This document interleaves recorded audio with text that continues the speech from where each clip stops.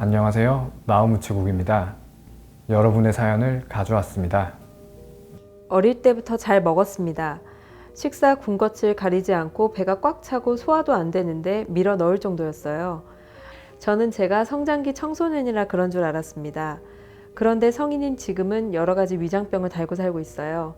이 식탐을 멈춰보려고 식욕 억제제도 처방받아 보았습니다. 하지만 단순 입맛이 떨어지는 느낌일 뿐이지 정작 음식이 앞에 있으면 계속 먹을 수 있었어요. 한 번은 억지로 먹고 싶은 음식을 건너뛰고 집으로 간 적이 있는데 그날은 집에서 하루 종일 울었습니다.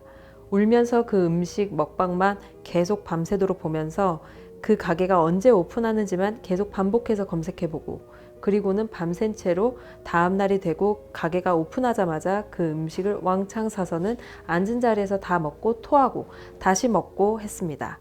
저를 제어하려고 하다 보니 점점 하루하루가 불안해지는 겁니다. 저 어떻게 하면 좋을까요?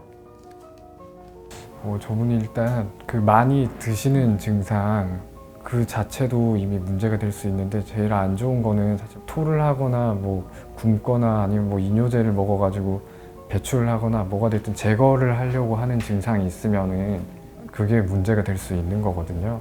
실제로 어떤 진단을 분류하는 데 있어서도 신경성 폭식증이든 단순한 폭식증이든 이제 토하는 행위가 있냐 없냐가 되게 중요한 의미를 가지는데 어쨌든 우리가 쉽게 생각하는 뭐 폭식장애 그냥 그런 게 있다고 보여지네요. 지금 원인이라고 하는 것도 되게 다양한데요. 일단 뭐 유전적으로 그럴 수도 있고 어떤 질환이든 다 유전적인 게 있으니까요. 뭐 그 유전이라고 하는 건 뭐 정신과 가족력이겠죠. 가족 중에 뭐 우울증이나 뭐 성격장애, 불안장애 아니면 뭐 비만의 가족력이 있다든지 아니면 또 실제로 식욕을 조절하는 신경전달 물질, 그러니까 식욕 조절 물질의 균형이 깨져가지고 이런 증상이 생긴다는 얘기도 있고요.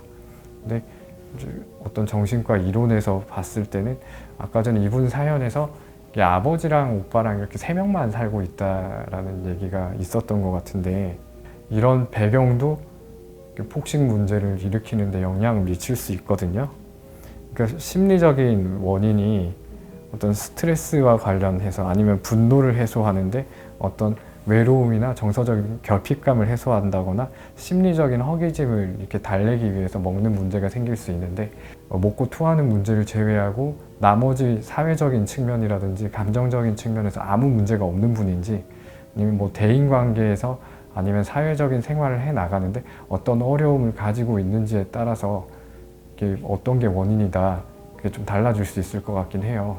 그게 DSM-5 진단 중에 신경성 대식증이라 그래가지고 새로 추가가 된 게 있는데 그거는 정해진 시간 동안 얼마나 많이 먹고 이런 기준은 다 똑같은데 이제 토하는 행위가 있냐 없냐에 따라서 구분이 되는 거거든요. 대체로 가족력 중에 우울증 유병률이 높으면은 되게 이런 신경증적인 증상이라고 하잖아요. 이런 증상으로 표현되는 비율이 높죠. 가족력이 있으면.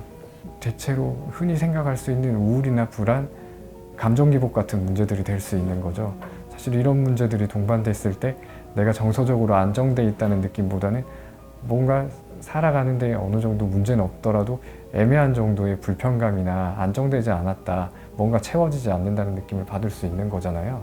실제로 어떤 심리적인 배경 중에선 약간의 강박적인 성향을 가지고 있는 경우도 좀 있거든요. 음식에 집착을 하게 되는 거잖아요. 강박이라고 하는 거는 뭔가를 자꾸 원치 않는 생각이든 뭐든 생각이 떠오르고 그 생각을 해소하기 위해서 뭔가를 해야 되는 상황이 보통 강박과 관련된 상황인데 이 음식 문제가 있는 사람도 약간의 강박적인 측면을 띠기도 하니까요. 실제로 이런 경우에는 항우울제를 복용하게 되어 있거든요. 항우울제를 복용하면서 어느 정도 좀 안정감을 찾고 항우울제만으로 좋아지는 경우가 많지는 않은 것 같은데 어쨌든 생물학적인 치료가 꼭 필요한 상황이긴 한 것 같아요. 그리고 이분이 어떤 심리적인 배경을 가지고 있다면은 그 심리적인 배경에 대한 치료도 반드시 동반이 되어야 될 거고요.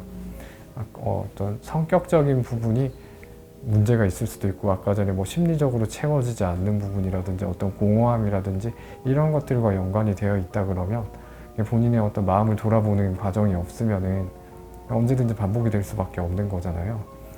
크게 약물 치료나 어떤 음식과 체형과 관련된 관점이나 생각을 돌아보는 방식의 치료 방식이 있고, 심층적으로 어떤 뭐 정신 분석까지 정신치료 과정이죠. 뭐 이런 식으로 치료를 많이 하는 것 같아요. 되게 그 질병이 생기는 원인은 다 여러 가지로 그냥 설명이 가능한데, 심리적 배경을 보면 많이 먹는다는 행위 자체가 어렸을 때 안정적이지 않았던 부모 자식 관계를 상징한다라는 얘기들이 많거든요.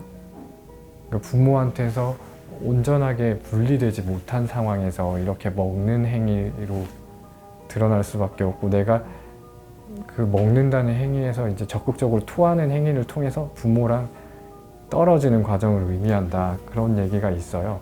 뭐가 됐든 심리적인 의미가 있을 수 있는 거죠. 실제로 이런 문제를 심하게 호소하시는 경우에는, 전원 다 그런 건 아니지만 어떤 종류의 성격 장애, 인격 장애가 동반되어 있을 가능성도 크고, 우울증이나 다른 종류의 불안 장애가 동반되어 있을 가능성이 굉장히 크거든요.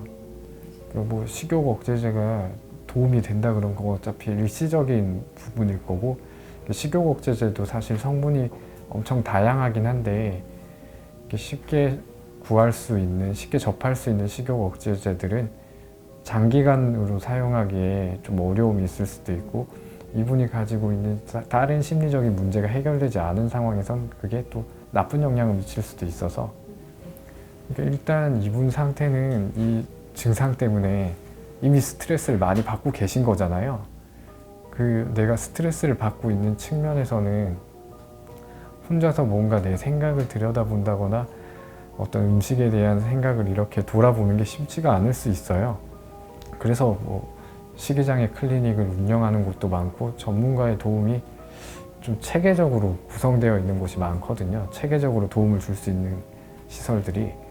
이분 같은 경우는 이 정도로 고민을 하고 있다, 도움을 한 번쯤 받아보는 게 좋을 것 같아요. 정확하게 진단을 받아보는 것도 도움이 될 것 같고, 먹고 토하는 행위 이면에 성격적인 부분과 심리적인 부분이 좀 강하게 깔려 있다 그러면 정신분석적으로 상담을 받아보는 것도 이 식사 문제뿐만 아니라 다른 심리적인 문제를 극복하는 데도 도움을 주기 때문에, 그런 걸 받아보는 것도 도움이 되죠.